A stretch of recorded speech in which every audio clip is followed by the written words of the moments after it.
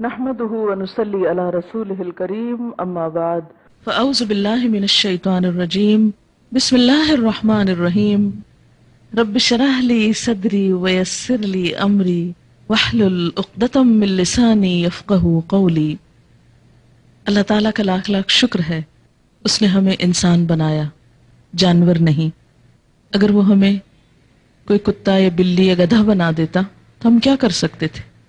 کچھ بھی تو نہیں۔ اس کا احسان کہ اس نے ہمیں مسلمان بنایا، ہمیں فضیلت عطا کی، بے شمار احسانات سے نوازا۔ اس کے سارے انعامات اور احسانات میں اللہ تعالیٰ کی پہچان ہے، زندگی گزارنے کے اس سلیقے کو جاننا ہے جو اس نے ہمارے لیے بھیجا۔ لیکن افسوس یہ کہ بعض اوقات ہم اس طریقے، اس علم، اس سلیقے سے ناواقف ہونے کی بنا پر بہت سی مشکلات کا شکار ہوتے ہیں۔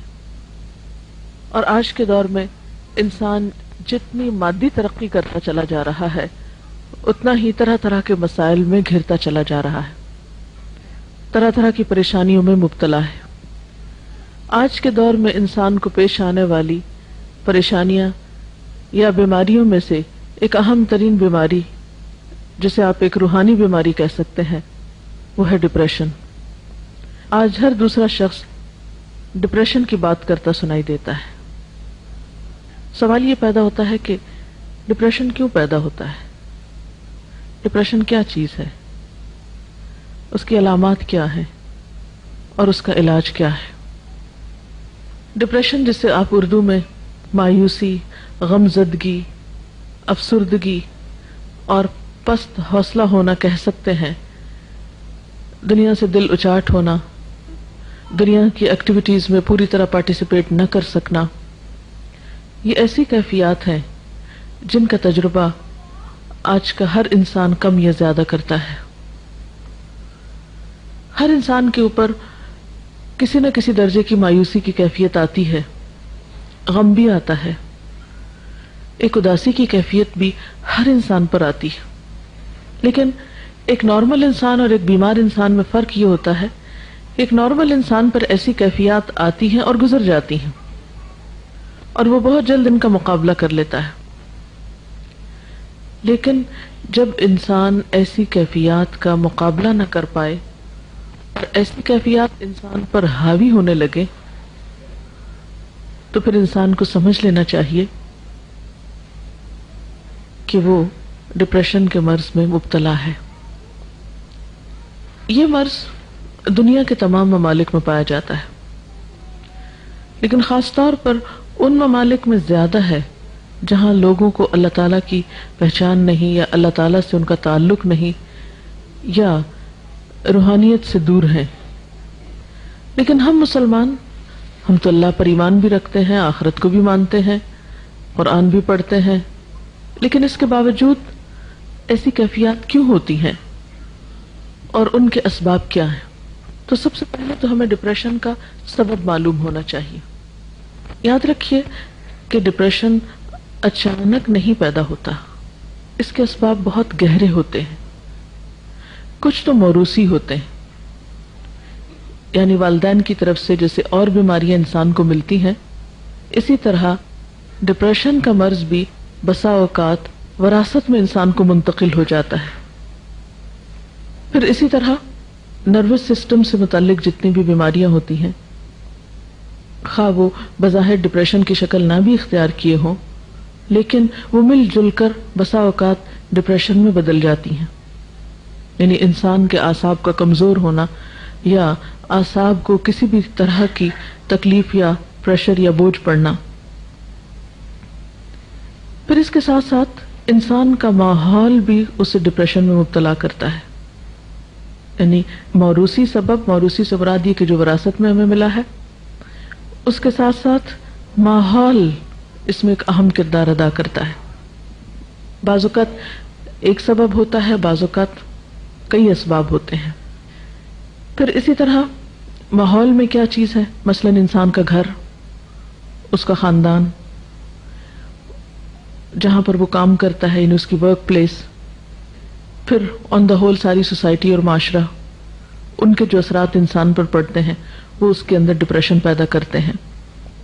لیکن تجربے سے یہ بات پتہ چلی ہے کہ ڈپریشن کے خارجی یا معاشرے کے یا سوسائٹی کے اثرات سے زیادہ گھر کے اثرات یا اندرونی اثرات جو ہیں وہ انسان پر زیادہ مرتب ہوتے ہیں یا انسان کو زیادہ پریشان کرتے ہیں بنسبت بیرونی اسباب کے.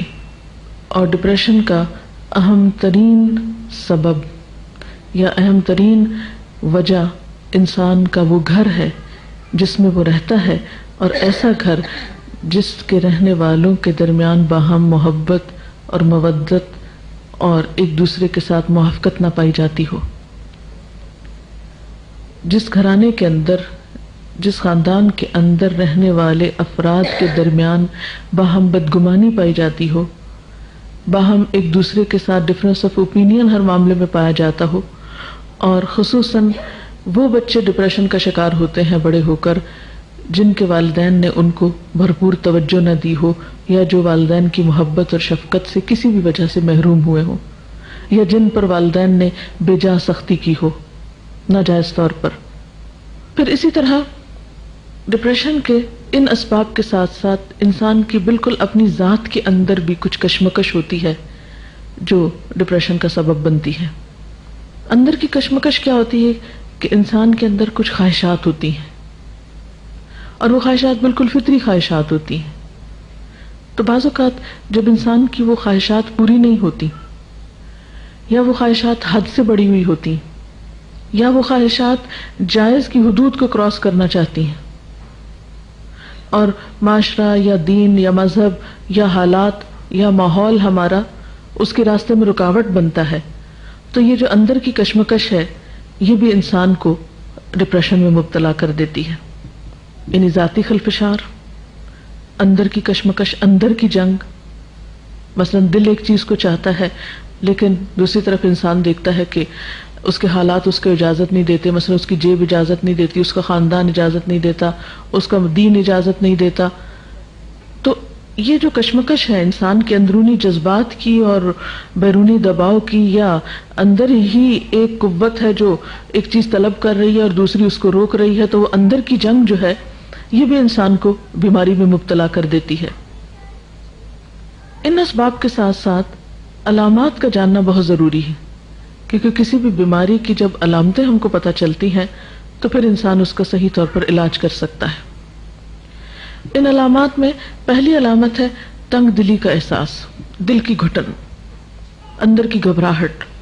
پھر اطمینان کا نہ ہونا، سکون کا نہ ہونا، بلا وجہ بے چینی کا احساس بغیر کسی ظاہری سبب کے. بعض اوقات تو انسان بے چین ہوتا ہے، غمگین ہوتا ہے، اداس ہوتا ہے، اس کی کوئی وجہ ہوتی ہے. مثلا آپ کو پتہ چلتا ہے خدا نخواستہ کوئی عزیز دوست رشتہ دار فوت ہو گیا، کوئی نقصان ہو گیا، کوئی مال کا نقصان ہو گیا، کوئی اور کسی چیز کا نقصان ہو گیا، تو ایسے نقصان انسان کو غم میں یا دکھ یا تکلیف میں مبتلا کرتے ہیں. ایک بہت واضح اور آبویس سی ریزن ہوتی ہے، انسان کو پتہ چلتی ہے. لیکن بعض اوقات جو وجہ نہیں پتہ چلتی اور اندر ایک بے چینی ہے، تو یہ پھر ڈپریشن ہے، یہ ڈپریشن کی علامت ہے.